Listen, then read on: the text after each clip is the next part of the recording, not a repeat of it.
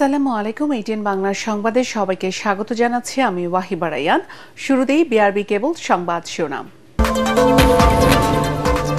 শেখ মুজিবুর রহমানের শাহাদাত বার্ষিকীতে ধানমন্ডি ৩২ নম্বরকে ঘিরে থমথমে পরিস্থিতি। শ্রদ্ধা জানাতে আসা আওয়ামী কর্মীদের গণধোলাই দিল ছাত্র জনতা, ৬ জন আটক। বেগম খালেদা জিয়ার ৮১তম জন্মদিন আজ অনাড়ম্বর আয়োজনে পালন করছে বিএনপি। জাতীয় নির্বাচন বানচালে সকল ষড়যন্ত্র ঐক্যবদ্ধভাবে মোকাবেলার আহ্বান নেতাদের। প্রধান উপদেষ্টার মালয়েশিয়া সফর সমৃদ্ধ অর্থনীতি অর্জনে গুরুত্বপূর্ণ ভূমিকা রাখবে মনে করেন বিশ্লেষকরা। বিনিয়োগ বান্ধব পরিবেশ এবং আমলাতান্ত্রিক জটিলতা দূর করার তাগিদ। শুনছিলেন বিআরবি কেবল সংবাদ শিরোনাম, এখন বিস্তারিত। আজ ১৫ আগস্ট শেখ মুজিবুর রহমানের ৫০তম শাহাদাত বার্ষিকী। সকাল থেকে ধানমন্ডি ৩২ নম্বরে শেখ মুজিবুর রহমানের বাড়ির আশপাশের পরিবেশ থমথমে থাকলেও বেলা বাড়ার সাথে সাথে বিচ্ছিন্ন কিছু সহিংসতার ঘটনা ঘটে। আইন শৃঙ্খলা রক্ষাকারী বাহিনীর কড়া নিরাপত্তা বেষ্টনী ভেদ করে ধানমন্ডি ৩২ নম্বরে ফুল নিয়ে প্রবেশ করতে চাইলে কয়েকজন আওয়ামী লীগ কর্মীকে গণধোলাই দেয় বিক্ষুব্ধ ছাত্র জনতা। এতে উত্তেজনা ছড়িয়ে পড়লে পুলিশ তা নিয়ন্ত্রণে আনে। এর আগে রাতে আওয়ামী লীগ কর্মীর সন্দেহে ৬ জনকে আটক করেছে পুলিশ। আরও জানাচ্ছেন মুশফিকুর রহমান। ১৫ই আগস্ট বঙ্গবন্ধু শেখ মুজিবুর রহমানের ৫০তম শাহাদাত বার্ষিকী। তবে ধানমন্ডি ৩২ নম্বরে নেই কোনো আনুষ্ঠানিকতা, মিছিল, গণজামায়াত। ভাঙা বাড়ি ও স্মৃতিফলক ঘিরে শুনশান নীরবতা।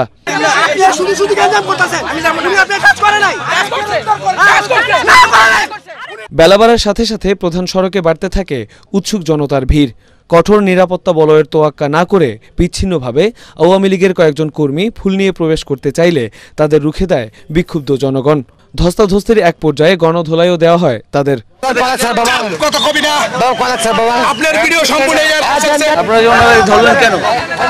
আওয়ামী লীগ খুব ভালোবাসে, বঙ্গবন্ধুর বাড়ি খুব ভালোবাসে, এইটা কথাটা বলতেছে। আওয়ামী লীগ গেছে, এর অনেক ক্ষতি হয়ে গেছে। বঙ্গবন্ধুর যে ভালো ছিল, বঙ্গবন্ধু ভালো ছিল, আজ সব খারাপ। ওবায়দুল বঙ্গবন্ধু মৃত্যু দিবস আজকে 15ই আগস্ট। আজকে আমি ফুল দেবো এখানে, আমার ফুল কিনে ফেলাই দিছে। আমার ফুল কেন ফেলাইলো? আমি কি মিটিং করতেছি? প্রথম থেকে উনাকেই বলছি যে আপা, আপনি যে এখানে আসছেন, আপনি কি জানের ভয় নাই? যা হবে হবে, আমি ফুল দিয়ে যাব। আমার ফুল কোথায় দিবেন? না বাড়ি আছে, না শেখ মুজিবুর রহমানের আকৃতি আছে, কোথায় ফুল দিবেন? বলতেছে যে আমি ফুল না দিয়ে, যে পর্যন্ত ফুল না দিবে সে পর্যন্ত যাবো না। বঙ্গবন্ধু সব পরিবার তারা যে নির্মমভাবে শহীদ করা হয়েছে, এই তাদের জন্য আমি কোরআন শরীফ খতম দিছি। আমি তাদের মাগফিরাতের জন্য দোয়া করা চাইছিলাম তাদের বাড়িতে যাইয়া। বিক্ষুব্ধরা বলেন, স্বৈরাচারের দোসরদের কোনোভাবেই ছাড় দেয়া হবে না। তাদের আসেনি কিছু, তারা যে করবে সাধারণ জনগণ তাদেরকে ব্যারিকেড। পুলিশ জানায় আওয়ামী লীগ ও তার সহযোগী সংগঠন যাতে কোনো প্রকার বিশৃঙ্খলা সৃষ্টি করতে না পারে সেই বিষয়ে তৎপর রয়েছে আইন শৃঙ্খলা বাহিনী। রুটিনকার যে নিরাপত্তা ব্যবস্থা সেটাই নেওয়া হয়েছে। এখানে ওই যে বিভিন্ন সন্দেহে আর কি, কেউ বা মোবাইল চোর, ছিনতাইকারী অথবা নিষিদ্ধ ঘোষিত সংগঠনের সদস্য, এইরকম সন্দেহ করে 5 জনকে আটক করা হয়েছিল। তো এদের ব্যাপারে যাচাই বাছাই করা হচ্ছে। পরিস্থিতি নিয়ন্ত্রণে প্রস্তুত রাখা হয়েছে সাজোয়া যান। মুশফিকুর রহমান, এটিএন বাংলা, ঢাকা।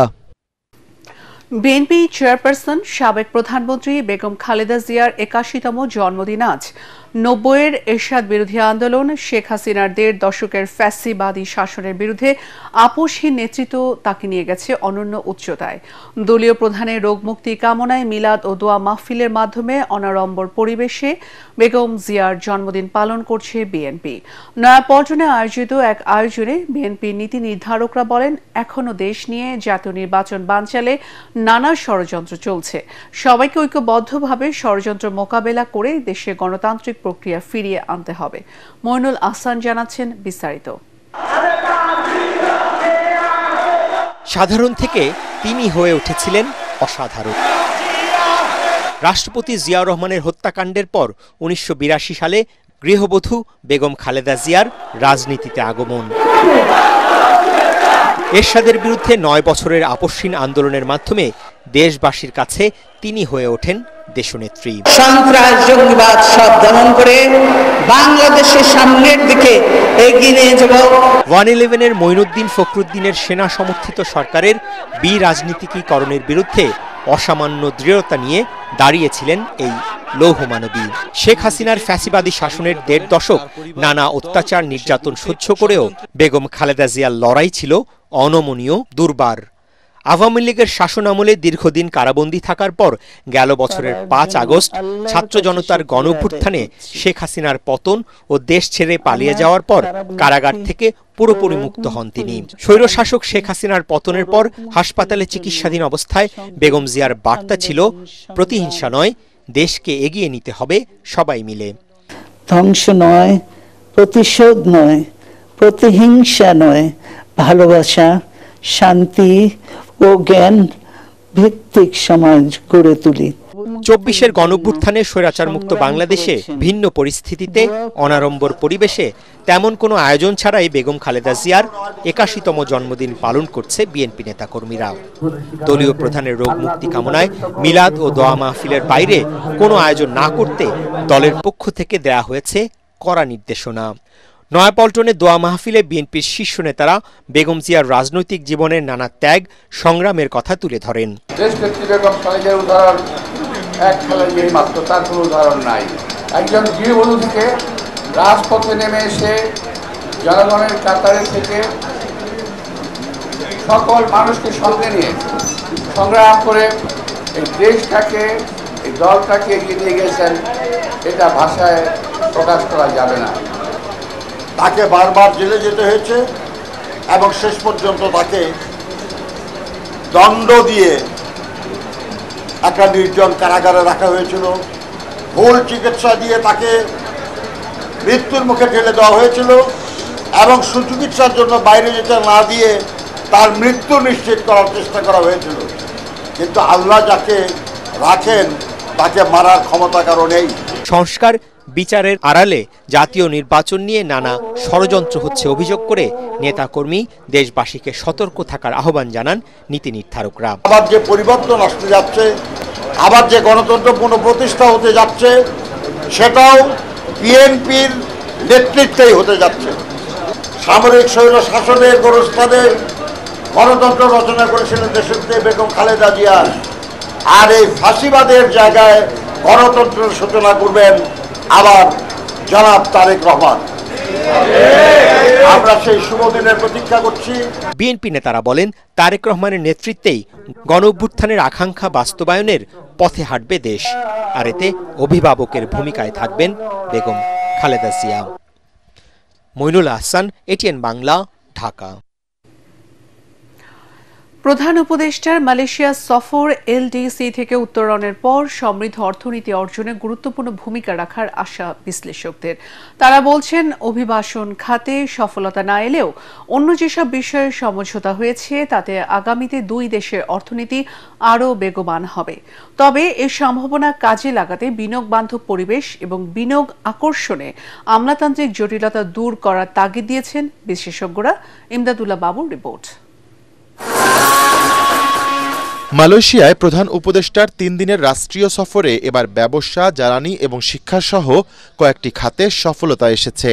এই সফরে উচ্চশিক্ষা, কূটনীতিকদের প্রশিক্ষণ ও হালাল পণ্য এবং সেবার ক্ষেত্রে দুদেশ নিজেদের সহযোগিতায় নোট বিনিময় করে।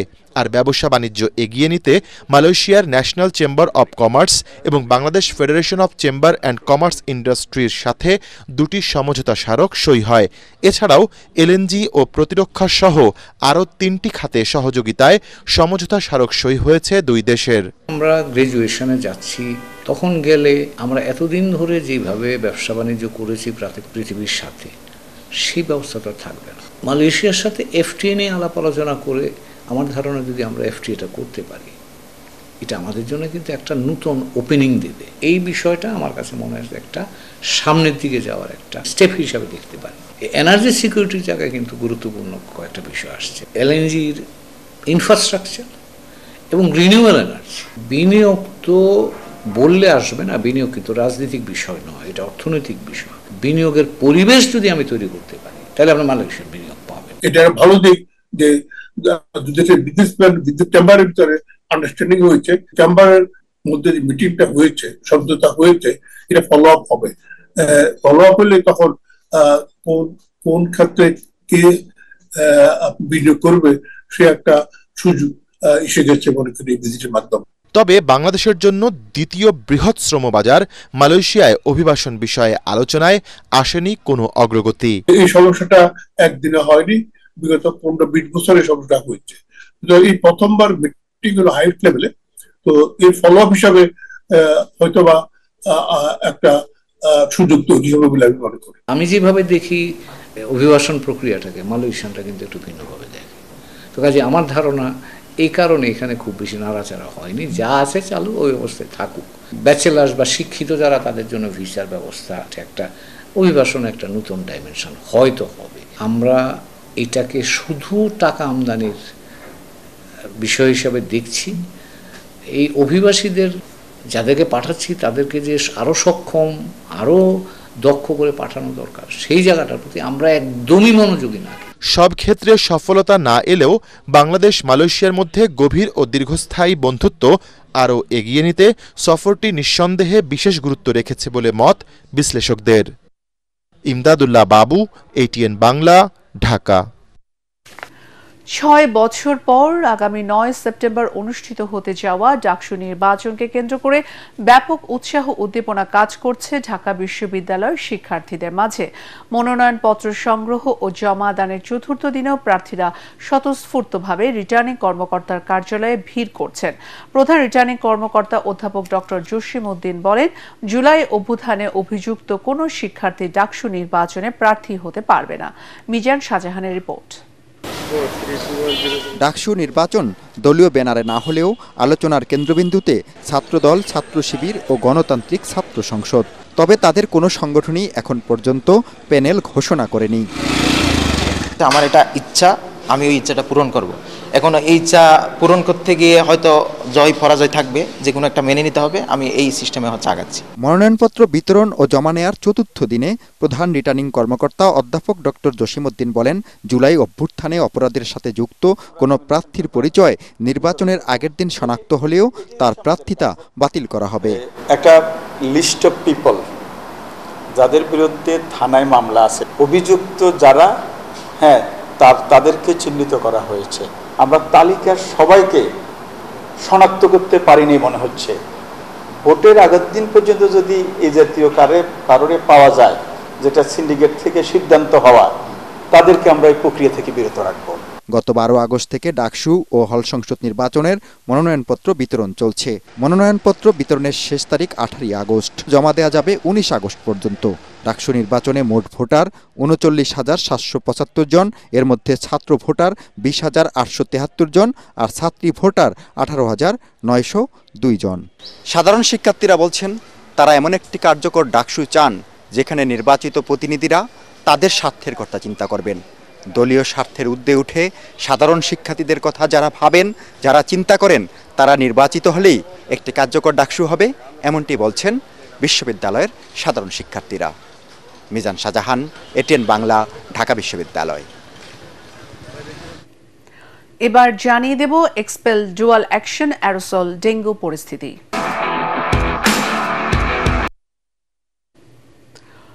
গত 24 ঘন্টায় ডেঙ্গু আক্রান্ত হয়ে দেশের বিভিন্ন হাসপাতালে 252 জন ডেঙ্গু রোগী ভর্তি হয়েছে, তবে কেউ মারা যায়নি। এ বছরে এখন পর্যন্ত ডেঙ্গু আক্রান্ত 25,576 জন। রাজধানীর পাশাপাশি মফস্বলেও এডিস মশা ছড়িয়ে পড়ায় সতর্ক থাকার পরামর্শ দিয়েছে স্বাস্থ্য বিভাগ। ডেঙ্গু ও চিকুনগুনিয়া সহ মশাবাহিত বিভিন্ন ভয়াবহ রোগের প্রাদুর্ভাব বেড়েই চলেছে। নিজেকে এবং পরিবারের সবাইকে মশা থেকে সম্পূর্ণ সুরক্ষিত রাখতে ঘরে ব্যবহার করুন এক্সপেল ন্যাচারাল অ্যারোসল, আর ঘরের বাইরে সাথে রাখুন expel natural mosquito repellent spray, যা সরাসরি ত্বকে ব্যবহার করা যায়।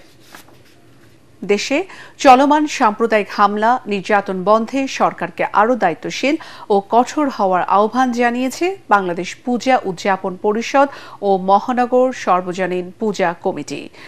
সকালে ঢাকেশ্বরী জাতীয় মন্দিরে শ্রীকৃষ্ণের জন্মাষ্টমী উপলক্ষে আয়োজিত মতবিনিময় সভায় মহানগর সার্বজনীন পূজা কমিটির সভাপতি জয়ন্ত কুমার দেব বলেন, নতুন বাংলাদেশে হানাহানি নয়, নিরাপদে থাকাই সবার প্রত্যাশা। নির্বিঘ্নে জন্মাষ্টমী পালন করতে আইনশৃঙ্খলা বাহিনীর পক্ষ থেকে বিশেষ ব্যবস্থা নেওয়া হয়েছে বলেও জানান তিনি। আগামীকাল সকাল ৮টায় গীতা যজ্ঞ, বিকাল ৩টায় মিছিল ও রাতে শ্রীকৃষ্ণের পূজার মধ্য দিয়ে শেষ হবে জন্মাষ্টমীর আনুষ্ঠানিকতা। পূবালী ব্যাংক বাণিজ্য সংবাদ।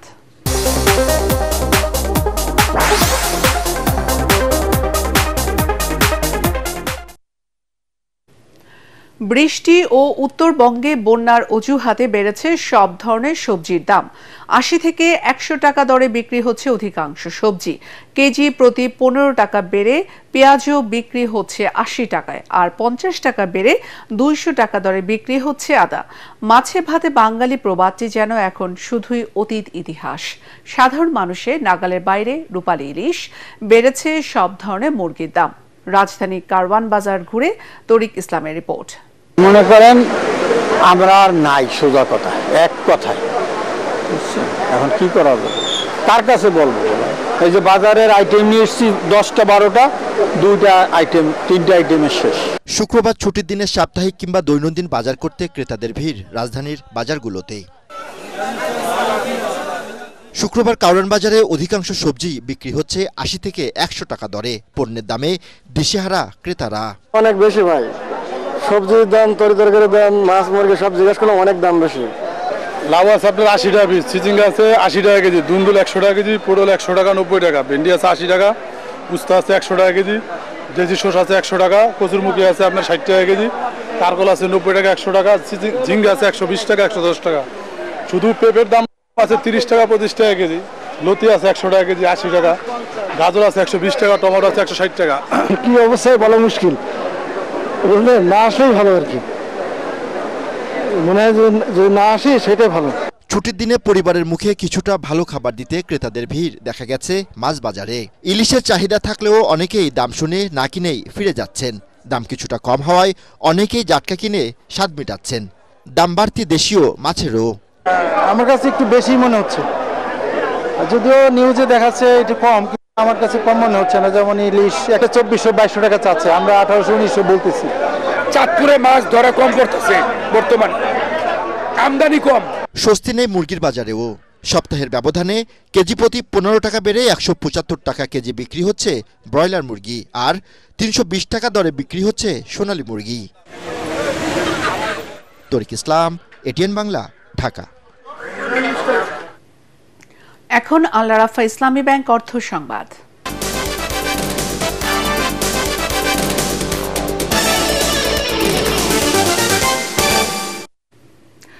দেশের মাটিতে বিদেশি জাতের খেজুর উৎপাদন করে সফলতা পেয়েছেন ময়মনসিংহের ভালুকার আব্দুল মোতালেব। সৌদি আরবে শেখা অভিজ্ঞতা কাজে লাগিয়ে তিনি গড়ে তুলেছেন বিশাল খেজুর বাগান। বাগান গড়তে আগ্রহী চাষিদের দিচ্ছেন পরামর্শ ও গাছের চারা। ভালুকা থেকে আনোয়ার হোসেন তরফদারের রিপোর্ট, জানাচ্ছেন ফারহিন ইসলাম টুম্পা। 2 দশকেরও বেশি সময় ধরে দেশের মাটিতে বিদেশি জাতের খেজুর ফলাচ্ছেন ভালুকার হবিরবাড়ি ইউনিয়নের পাড়াগাঁও গ্রামের আব্দুল মোতালেব। জীবিকার তাগিদে 3 বছর ছিলেন সৌদি আরবে। দেশে ফেরার সময় নিয়ে আসেন 35 কেজি উন্নত জাতের খেজুর বীজ। বাড়ির পাশে 70% জমিতে 275টি চারা লাগিয়ে গড়ে তোলেন বাগান। এখন তা বেড়ে দাঁড়িয়েছে 7 বিঘায়। আমার 3000 গাছ আছে এখনো, এই বিদেশি সৌদিয়ান গাছ 350 টাকা মধ্যে আমি দিয়ে মিলাই ধরুন তো আছে। এই মধ্যে আমি ধরুন তো বিক্রি করেছি, আমার টার্গেট হলো এই বছর 200 গাছ বিক্রি করলে সামনের বছর আরো 200 গাছ বানাইছি। এটা ক্ষেত্রে জায়গা, আমার জায়গা নাই এত, এটা বাড়াবার পাইতেছি না, যার জন্য আমি এইভাবে খেজুর ধরাটা বিক্রি করলে আবার একটা লাগাই। বর্তমানে তার বাগানে 3000-এর বেশি সৌদি আজোয়া, সুক্কারি, আম্বার, লিপজেল ও মরিয়ম জাতের খেজুর গাছ রয়েছে। আজোয়া বিক্রি হচ্ছে কেজি প্রতি 3000 টাকা, সুক্কারি 1000, আম্বার 2500, লিপজেল 4500 ও মরিয়ম 600 টাকা কেজি দরে। খেজুরের পাশাপাশি বিক্রি করেন চারাও। কাটিং চারা 15,000 থেকে 2 লাখ আর বীজ চারা 500 থেকে 10,000 টাকা দামে বিক্রি হয়। তার কাছ থেকে বীজ আর চারা নিয়ে অনেকেই গড়ছেন খেজুর বাগান। আমরা আগে বাণিজ্যিকভাবে খেজুরটা বিক্রি করতাম না, কিন্তু এখন আমাদের ফলন অনেক বাড়ছে। ইনশাল্লাহ আমরা আগামীতে 26 সাল থেকে বাণিজ্যিকভাবে খেজুরটা আর কি সারা বাংলাদেশে দেওয়ার শুরু করতেছি। এই আশপাশে বাড়িতেও খেজুর নিয়ে দিয়ে আসে। কৃষি মন্ত্রণালয় যদি এই ব্যাপারে সহযোগিতার হাত বাড়িয়ে দিত এবং এগিয়ে আসতো তাহলে এই বাংলাদেশে সৌদি খেজুর চাষটি সম্প্রসারিত হইতো। ভালুকা কৃষি অফিস জানায় মোতালেবের অভিজ্ঞতা ও পরামর্শে উপকৃত হচ্ছে খেজুর বাগান করতে আগ্রহী চাষিরা। বর্তমানে আমাদের যে এক্সিস্টিং ভ্যারাইটি গুলো আছে সেগুলো যদি সম্প্রসারণের একটু উদ্যোগ নেওয়া হয় বা নতুন জাত তৈরি করা হয় তাহলে আমি মনে করি আমাদের দেশে খেজুরের আবাদ আরো অনেক বেশি বৃদ্ধি পাবে। আমাদের যে পরিমাণ খেজুর দেশের বাইরে থেকে আমদানি করতে হয় সেই খেজুরের আমদানি অনেকটাই কমে যাবে। সরকারি পৃষ্ঠপোষকতা পেলে সারা দেশে সৌদি খেজুর চাষ ছড়িয়ে দিতে চান কৃষি উদ্যোক্তা Motaleb. Bureau report, ATN Bangla. এখন আন্তর্জাতিক সংবাদ।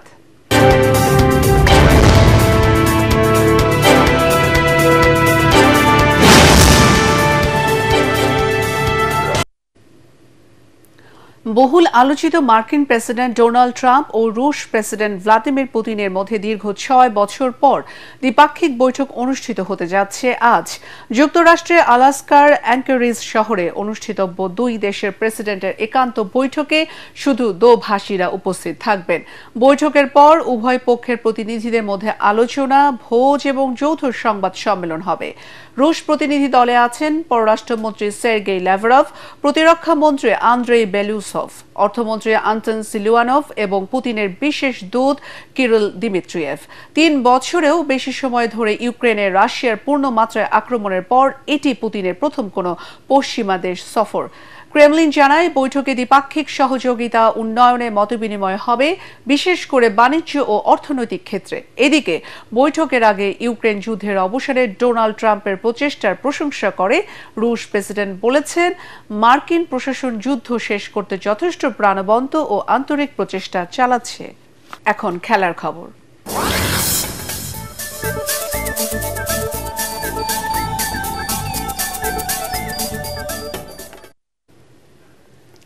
স্কিল অনুশীলন দিয়ে এশিয়া কাপের প্রস্তুতি শুরু করেছে বাংলাদেশ ক্রিকেট দল। গেল 6 আগস্ট থেকে শুরু হয় টাইগারদের বিশেষ ফিটনেস ক্যাম্প, যা শেষ হয় বুধবার। এরপর একদিনের বিরতি দিয়ে আজ দুপুর থেকে ফের মাঠে নামেন টাইগার ক্রিকেটাররা।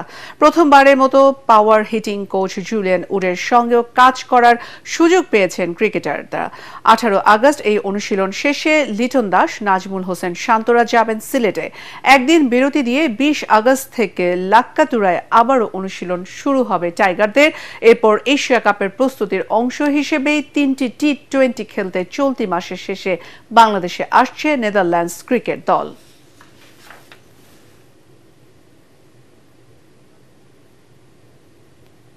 একটি ঘোষণা।